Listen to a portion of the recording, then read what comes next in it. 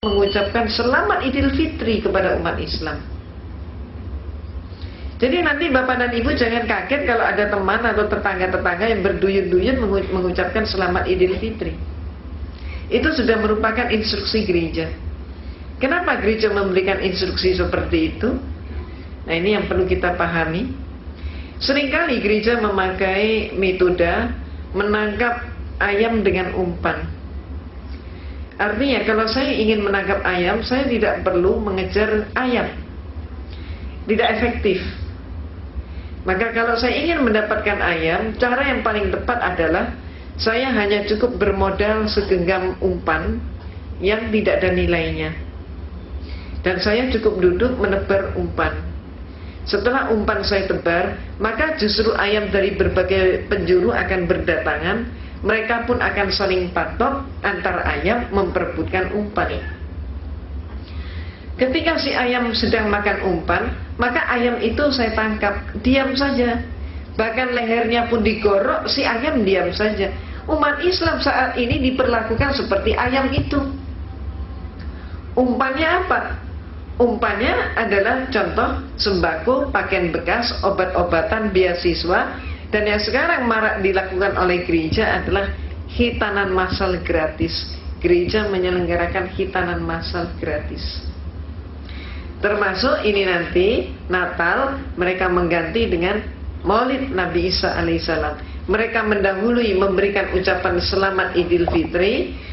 Itu umpannya, ayamnya yang ingin mereka dapatkan adalah pengingkaran kita umat Islam dari akidah kita karena mengucapkan selamat Natal.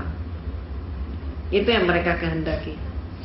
Ibu dan Bapak yang dirahmati oleh Allah, sekaligus di sini saya menyatakan bahwa fatwa MUI tentang Natal, bahwa Natal itu haram untuk diikuti atau memberi ucapan selamat Natal, itu masih berlaku. Mengapa? Karena umat Islam ketika mengucapkan selamat Natal berarti dia mengucapkan selamat atas lahirnya Tuhan Yesus. Ini bertentangan dengan akidah kita.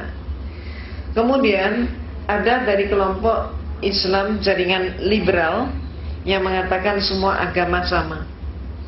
Dia mengatakan kami tidak memperingati Yesus sebagai Tuhan, tapi memperingati lahirnya Nabi Isa alaihissalam. Nah, terhadap pendapat yang kedua ini, mereka pendapat kedua ini juga terjerumus. Kenapa? Karena Yesus atau Nabi Isa alaihissalam bagi kita, beliau tidak dilahirkan tanggal 25 Desember. Dan yang lahir pada tanggal 25 Desember adalah justru Dewa Matahari. Jadi siapa yang memperingati Natal berarti juga memperingati lahirnya Dewa Matahari. Ini pun merupakan perbuatan syirik. Ibu dan Bapak yang dirahmati oleh Allah, itulah sebabnya saya bawakan contoh buku yang saya tulis. Buku ini judulnya adalah Perayaan Natal 25 Desember Antara Dogma dan Toleransi. Buku ini mengupas habis Natal itu apa, sejarahnya apa, kemudian kenapa pakai pohon cemara. Padahal seluruh Palestina Bapak dan Ibu tahu nggak ada pohon cemara yang hidup di sana. Dan Yesus lahirnya di mana? Di Palestina, di Bethlehem. Bethlehem nggak ada pohon cemara sampai hari ini. Nah, lalu kenapa pakai pohon cemara? Ada alasan apa? Ini adalah masalah kepentingan politik Romawi untuk menjajah Jerman saat itu. Kemudian kenapa Yesus dikatakan lahir 25 Desember? Padahal Bible tidak berbicara begitu. Baru mulai abad ke-5 mereka merayakan Natal. Mengapa? Kembali lagi alasan politik. Saat itu rakyat Romawi tidak mau masuk dalam agama Katolik, sedangkan kaisarnya sudah masuk Katolik. Maka kenapa dicari sebabnya? Orang Romawi kenapa tidak mau masuk agama Katolik? Karena mereka takut kehilangan pesta pora yang sudah menjadi pesta rakyat tiap tanggal 25 Desember dalam rangka memperingati kelahiran Dewa Matahari. Pesta itu demikian meriah.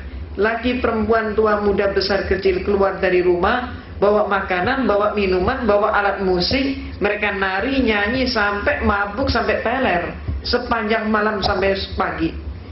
Ketika kemudian mereka disuruh pindah agama, diinstruksikan oleh kaisarnya begitu, mereka nggak mau, takut kalau pesta itu hilang.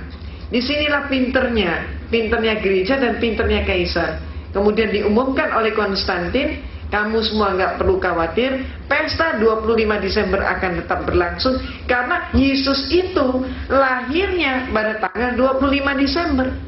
Orang Romawi yang menyembah dewa matahari diberitahu bahwa Yesus lahirnya tanggal 25 Desember, mereka menyimpulkan, oh kalau begitu Yesus adalah putra dewa matahari. Diiyakan oleh gereja dan oleh Konstantin. Maka sejak saat itulah semua atribut dewa matahari disebut sebagai atribut Yesus. Itu sebabnya maka salib itu di tengahnya orangnya selalu memakai lingkaran. Ini simbol apa? Matahari. Demikian pula kemudian orang-orang patung-patung pada bagian kepala juga pakai lingkaran. Ini simbol apa? Simbol matahari. Nah, sekarang terjadi yang sebaliknya. Pada periode yang lalu, gereja gencar sekali mengajak umat Islam untuk mengadakan dialog, diskusi, ataupun juga dengan seminar. Topiknya berkisar masalah mencari persamaan tauhid Islam dan Kristen, atau dengan tema yang mirip, yaitu kembali pada milah Nabi Ibrahim alaihissalam bahwa semua agama sama. Mereka menanamkan pengaruhnya kepada tokoh-tokoh kita bahwa semua agama sama. Akibatnya apa? Akibatnya ada tokoh-tokoh yang terpengaruh sampai di Indonesia lahirlah yang disebut jaringan Islam liberal dengan konsep semua agama sama. Nah, ketika umat Islam sudah mengikuti konsep tersebut sebagian ini, maka orang Kristen mereka tidak berhenti di situ, mereka sekarang maju lagi. Jadi sekarang Kristen itu gereja seluruhnya bahkan di dunia menyatakan tidak sama antara Islam dan Kristen. Lebih lanjut mereka mengurai tidak sama antara Allahnya Islam dan Tuhannya Kristen. Dan mereka mengatakan Allahnya Islam itu adalah Allah yang tidak bisa dipegang dan tidak bisa dipercaya.